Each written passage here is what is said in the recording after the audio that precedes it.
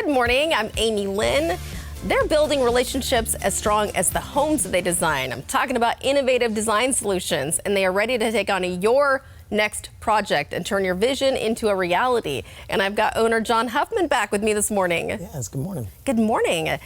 So let's get into some designing mistakes that new homeowners tend to make. Yeah, well, a lot of design right now is open concepts. So the mistakes that they tend to make is cluttering things, putting a built-in in and then, doing some, an extra wine box or a dry bar, a wet bar after they just did a whole wall unit, or just wanting too much. See, what we tend to realize is less is more. Mm-hmm. And it really showcases the hard surfaces that you put in your house. So when you start cluttering things and there's too much of different designs, even if they're good, there's too much, it takes away from each other. Right, it tends to feel like you're suffocating in your own design work. So yes, really, ma'am. You gotta go with a designer right off the bat versus trying to do something maybe on your own if that's not your area of expertise. Right, and the designer from the beginning is huge.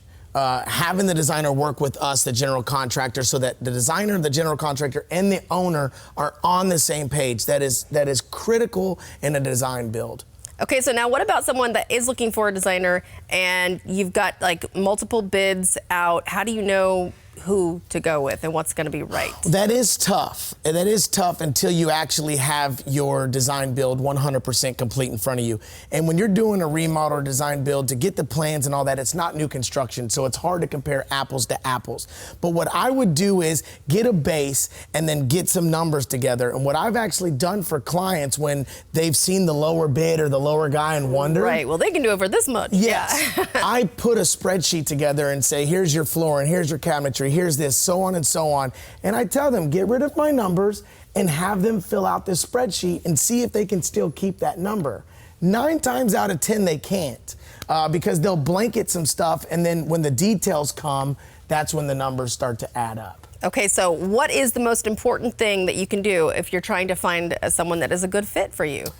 Well, obviously the connection. If it's awkward from day one, if you're not connecting, there's not a lot of stuff going on when he's there trying to sell the job and it's hard to pull stuff out of him.